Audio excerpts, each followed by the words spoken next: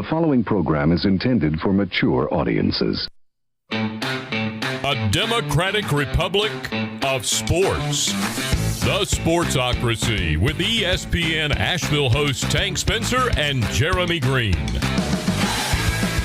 I'm Tank Spencer. Jeremy Greene is here. Brian Haynes is here as well. And we are in the Wicked Weed studio, wickedweedbrewing.com. Drink different, rolling along with our off-season reviews for each and every one of the NFL teams. We are looking forward to the 2021 season, no doubt. And as we roll on here, it's time to talk about the Los Angeles Chargers. Yeah, the Chargers are like the baby, the favorite amongst this group. For some reason, we're all drunk as hell on the Los Angeles Chargers. Go Chargers, go!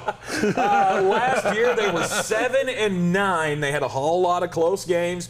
Anthony Lynn is out of town. They got a brand new coach in Brandon Staley. They have rebuilt the offensive line to protect Justin Herbert, who had one of the greatest rookie seasons we had seen in NFL history. So the question becomes, can they actually make that leap? And I think the overall theme for us is yes, they can. They can be the next big team here in the AFC West. Well, according to at least three of us. Jeremy and myself both have them pretty high. Tommy has them at 12-5. Caleb's at 7-10, which is wrong. Stupid. So wrong. Hit the damn buzzer. You get a buzzer for 7-10. Yeah. No 7-10. 9-8. I even want to give that the buzzer. But I agree. I think this is a team that is going to be better than 9-8. When I was going through the quick snapshot of the schedule, it was kind of how it happened. I think this is probably a better team than that. But I see them probably in that 9, 10, 11. They're going to be good. How good they're going to be, they have to do a lot different than what they did last year. They need to learn to close out games. They didn't do it last year under head coach Anthony Lynn. Now under Brandon Staley, are they going to have to be able to close out those games?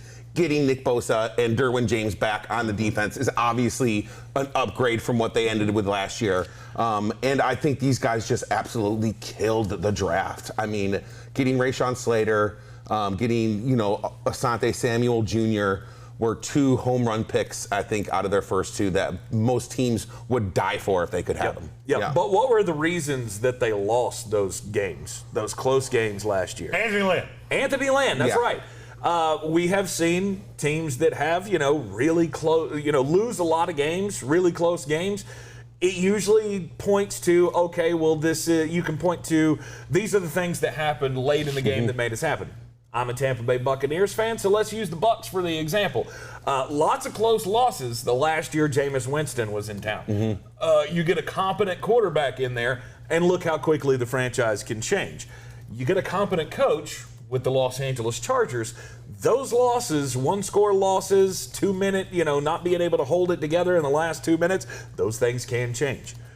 Do we believe that Brandon Staley is that guy to be able to make the right calls at the right times to get this team extra wins? I believe so. I mean, he's obviously going to have some growing pains because he is a rookie. And I think there's a lofty expectation for a coach. This is the Sean McVay thing. Yeah. Anybody that's touched Sean McVay, been in a room with him, been anointed with oil by him, or whatever it is that people think happened on the McVay tree, just immediately turns you into a smart guy. I think Brandon Staley's going to be able to make this defense just nominally better. The line is markedly better, in my opinion, with Filer and Linsley and Rashawn Slater, the first-round pick. All of those pieces make me feel better. And I look at Justin Herbert as, I would say, probably the most exciting young quarterback in the NFL. I don't know that he's going to be the best, but he's going to be very, very good. And he's got that gunslinger mentality that he's always going to keep you in games. They're going to put up points. And my whole thing is that I didn't look at the offense last year as a problem. I looked at the defense with it being hurt, and they gave up a lot of late scores that cost them games. Yeah. Now no Anthony Lynn. Hell, I think it's a 3-win swing, just that Anthony Lynn's not your coach anymore. And I like Anthony Lynn. Yeah. Absolutely. So Anthony Lynn just getting there turns them into a 10-win team for you. And then the schedule does them some favors. Right, and then the extra little sauce on the end of it is just the maturation of Justin Herbert. You know, I mean, I dare to say sophomore slump is a possibility, but of course it is. I don't think that's possible. I thought he outplayed everybody's expectations last year, 100%, especially myself. I thought he would be okay. I did not think when that freak injury to Tyrod Taylor happened and he got thrown into the game 10 minutes beforehand, basically. Hey, by the way, you're playing in your first NFL game. Good luck. He over-exceeded expectations last year. He was by far the best player on the field at times, and I don't see him having any sort of slump whatsoever. I think it's only going to get better for him from this point on. I think this team only has one glaring hole. I'm probably going to disagree with you, but what is your one glaring hole? To me, it's the tight end. To me, it's the tight end position on offense. I think they need a tight end. I think Donald Parham can be that tight end if they'll just let him be. Stop it with Jared Cook's 97. And I like Jared Cook. I do. But he's 806 years old. He is reliable, at least. The thing that scares me the most about this team is the right side of that line. Brian Bulaga was just flat out bad last year. Now, was that because he was asked to do too much? I don't know the answer to that. Basically, everybody on this line was reasonably bad last year. Having Linsley, having Filer, the left side I feel much better about. I feel like Rashawn Slater's been put in a position to succeed. I'm afraid that with Oday Abushi and Brian Bulaga on the right side, that could be a problem. That might be why they're trying to use Jared Cook, because he is a nominally better blocker. Still not great, but he's slightly better. That does concern me.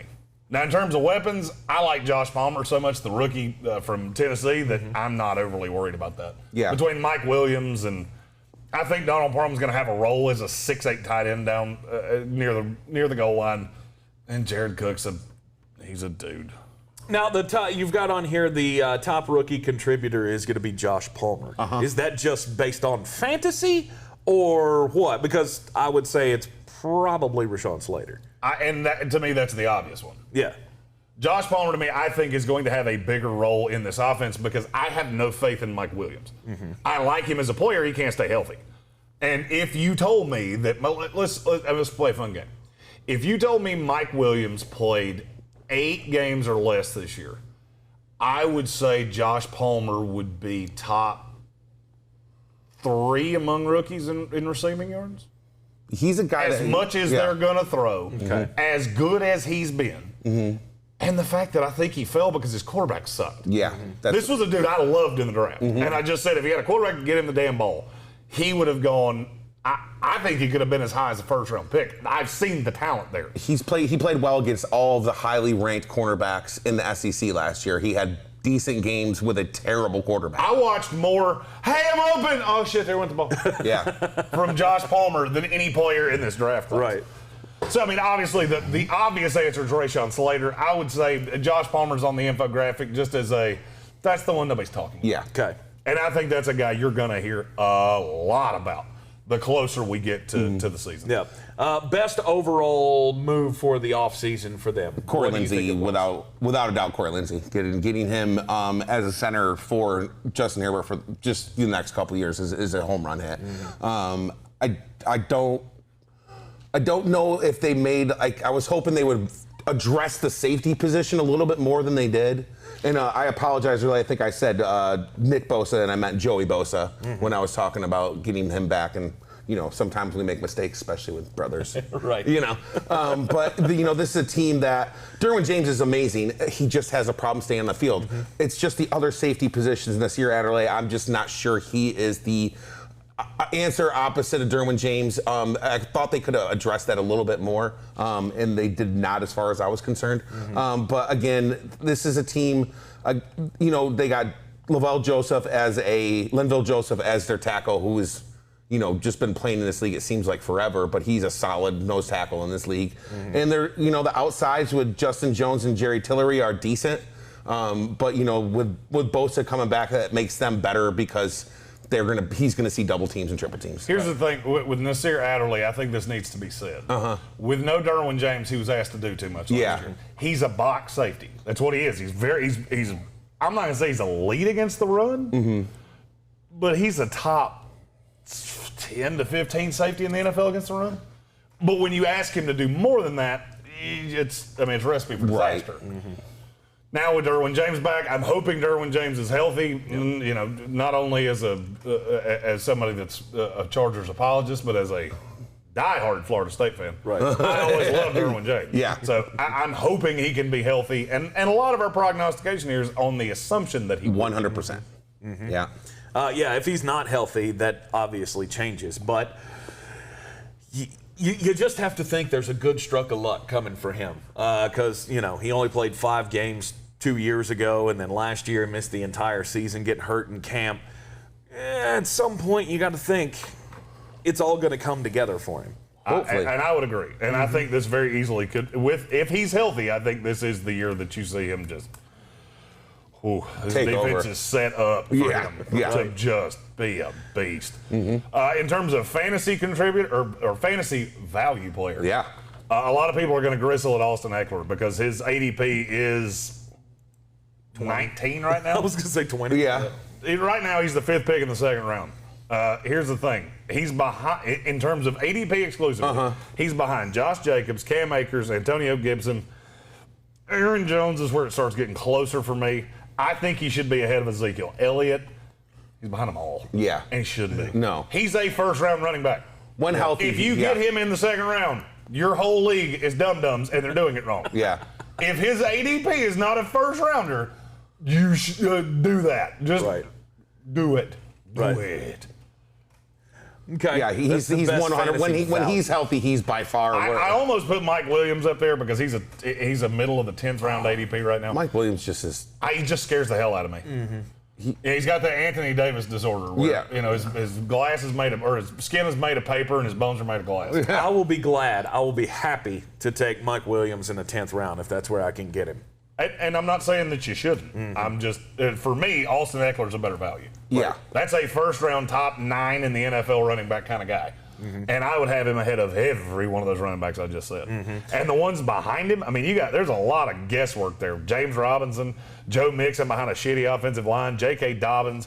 You don't know what the workload's going to look like. Miles Sanders, I like Miles Sanders. Mm-hmm. I hate that line, and I hate his quarterback. Mm-hmm. I'd like to bring up a guy that me and Jeremy are both bullish on, and you just can't stand more than anybody in the world. Jalen Guyton, I thought had some big games last year. He did. And I think that he's a speedster on the outside. Mm-hmm. I think he adds a dimension to this team that they haven't had. And he had 48 receptions for 64 yards last year. Mm-hmm. Or 64 yards. 48 receptions. For 5 touchdowns, and his longest was 64 yards. He played pretty well. You just don't like him at all. Jalen Guyton came to Tank's house and pooped in his mailbox. I know. He's fine. He's just not, to me, a premier pass catcher for this group. We never said he was a premier pass catcher. We said he was a decent 3rd option. And you made it sound like he should be in the Arena Football League. No, I was just saying I wouldn't mind an upgrade here. I wouldn't mind another guy to be the 3rd option here. Jalen Guyton to me is fine, but, so is Russell Gage. Russell Gage played pretty well last year. He did. I'm just saying. And he's I'm terribly not sorry. I said 48 receptions. I meant 28 receptions. Jalen Guyton shit in Tank's mailbox. Yeah. I'm convinced of that. Oh gosh, he's going to be a guy who's going to take a next step. Try to paint me as the bad guy here. It's okay. The two guys that can actually grow facial hair, we love you, Jalen. Yeah. That's fine. Yeah. We love you, Jalen Guyton. Wow, they're taking shots for you, Jalen. So they got another thing is he's one of my guys on the worst dynasty football team that's ever had, which is mine. But I have him, so things are looking out for me. That actually somehow made me like him less. If you're on Brian's team, you are destined. It's kind of like the Tank Spencer KOD. Kiss it down. In this hierarchy, it's Keenan Allen, Mike Williams, and then Jalen Guyton down here. See, I think Josh Palmer's ahead of that. I like Josh Palmer so much. Yeah. Mm-hmm. And this is a guy that you can get for nothing. Yeah, you can get him with the kickers. Mm-hmm. There's a lot of people are saying that he's going to be the steal of the draft. And I'm one of them. Mm-hmm. I'm going to like this team a lot this year. It's going to be a team that I'm going to be closely following because I think they are on the rise quickly here in the NFL with Justin Herbert leading the way for Brandon Staley's Go Chargers, go! go. I'm Tank Spencer. He's Brian Haynes. He's Jeremy Greene. And we will see you next time right here in the Sportsocracy as we continue with all of our off-season reviews for each and every team. Your team has a playlist right here in the Sportsocracy. Be sure to subscribe to the channel so you see all of our videos as they come out. And don't forget, you can always catch us right here in the Wicked Weed studio, wickedweedbrewing.com. Drink different. We'll see you next time.